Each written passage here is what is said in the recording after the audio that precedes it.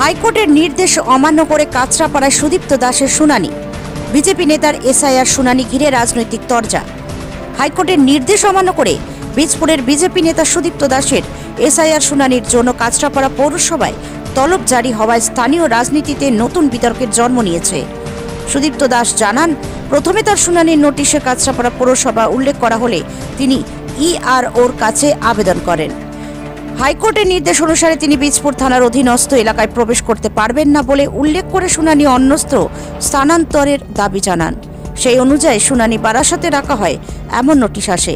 কিন্তু 2 দিন পর পরিবর্তিত নোটিশে আবার কাঁচরাপাড়া পৌরসভার শুনানির নির্দেশ দেওয়া হয় তাকে। সুদীপ্ত দাস এ বিষয়ে অভিযোগ করছেন, কাঁচরাপাড়ায় তৃণমূল নেতৃত্ব তার নাম ভোটার তালিকায় না উঠতে দেওয়ার জন্য এভাবে ষড়যন্ত্র করছে। তৃণমূল নেতারা তাকে ভয় পেয়েই এই কাণ্ড ঘটাচ্ছে বলে তিনি দাবি করছেন। ফলত আইনি জটিলতা ও প্রশাসনিক নির্দেশের টানাপোড়েনে নতুন বিতর্কের সৃষ্টি হয়েছে বীজপুর রাজনীতিতে। Bureau report, news 24 Bangla live. আমার নামটা কেটে গেছিল, তো 6 নম্বর ফর্ম ফিল আপ করেছি। 6 নম্বর ফর্ম ফিল আপ করার পরে আমার শুনানি এসেছিল কাঁচরাপাড়া পৌরসভাতে। তো কাঁচরাপাড়া পৌরসভাতে শুনানি আসার পর আমি আবেদন করি, যেহেতু হাইকোর্টের অর্ডারে আমি কাঁচরাপাড়া বীজপুর জুরিসডিকশনে ঢুকতে পারবো না, বীজপুর থানা জুরিসডিকশনে। কাঁচরাপাড়া মিউনিসিপ্যালিটিটা বীজপুর থানার মধ্যে। তো আমি সেই মর্মে আবেদন করি যে আমি ওখানে যেতে পারবো না। আমি এসডিওর কাছে যাই, ইআরওর কাছে আবেদন করি। সেই আবেদনের ভিত্তিতে 29 তারিখ আমার কাছে একটা নোটিশ আসে যে আমার শুনানি হবে বারাসাত ইআরওর 507 নম্বর ঘরে। 29 তারিখ আসে। 29 তারিখ ওই নোটিশ আসার পর 31 তারিখ আবার ওই নোটিশটা ক্যান্সেল হয়ে যায়। ক্যান্সেল হয়ে আমার কাছে আছে যে আবার কাঁচরাপাড়া পৌরসভায় যেতে হবে। কেন হলো, কি কারণে, ওই হাইকোর্টের আইনকে অবজ্ঞা করে আমাকে 2 দিনের মধ্যে কি এমন সিচুয়েশান তৈরি হলো, কাদের নির্দেশে কিভাবে কাঁচরাপাড়া পৌরসভায় ডাকালো আমি জানি না। তারপর আমি হাইকোর্টে যাই, যে হাইকোর্ট আমাকে অর্ডার দিয়েছে যে ওই বীজপুর থানা জুরিসডিকশনে যেতে পারবো না, তাহলে আবার এরা আমাকে এখানে ডাকছে। সেই থানার সেই কোর্টে মামলা করার পর আগামীকাল আমার সেখানে হিয়ারিং।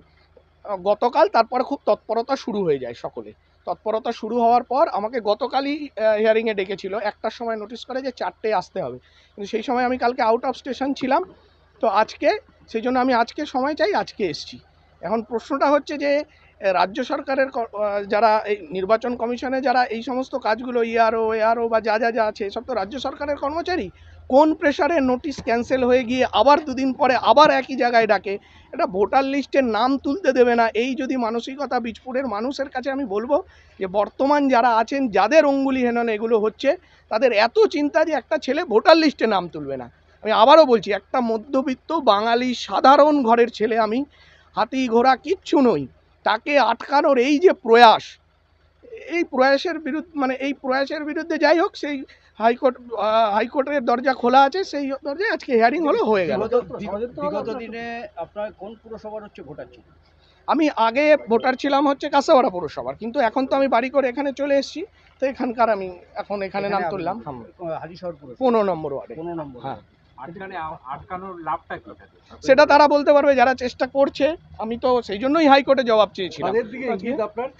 একদম আমি বলছি রাজ্য নির্বাচন, আপনারা বলবেন নির্বাচন কমিশন করছে, কিন্তু আমি বলছি যে কর্মচারীরা নির্বাচন কমিশনে কাজ করছে তারা রাজ্য সরকার নিয়ন্ত্রিত, রাজ্য সরকারের নেতাদের, তৃণমূলের নেতাদের দ্বারা নিয়ন্ত্রিত। ফলে তাদের এই চেষ্টায় 29 তারিখের নোটিশ 31 তারিখ ক্যান্সেল হয়ে গেছে। 100 বার ষড়যন্ত্র। হলো, কাজ তো হলো, বাধা আসছে, কাজ চলছে, অনেকের সহযোগিতাও পাচ্ছি। কিছু জিজ্ঞেস করা হলো আপনাকে? না, ডকুমেন্টস যা ছিল সব দিয়ে দিলাম। সেটা কি কোর্টে নাম তুলতে হচ্ছে? কোর্টে যেতে হচ্ছে।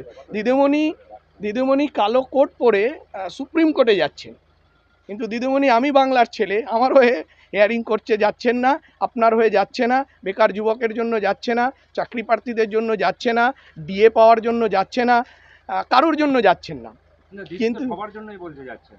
দিদি সবার জন্য কোথায় যাচ্ছেন? এইখানে যারা উপস্থিত আছেন রাজ্য সরকারের কর্মচারী, আমি বলছি তাদের ডিএর জন্য সংগ্রামী মঞ্চ লড়তে হচ্ছে, ডি আটকে রাখছে, সুপ্রিম কোর্ট রায় দিচ্ছে, দিদিমণি কেন সেইটাকে আটকানোর চেষ্টা করছে। কালো কাট পরে উনি অভয়ের বিচার চাইতে কেন সুপ্রিম কোর্টে যায়নি?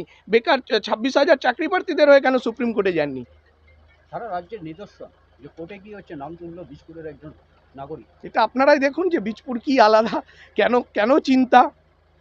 এবার এটা তারা বলতে পারবে না, আমার তো কিছু, আমি তো নিজেকে বলছি আমি একদম নিম্ন মধ্যবিত্ত ঘরের একটা সাধারণ ছেলে।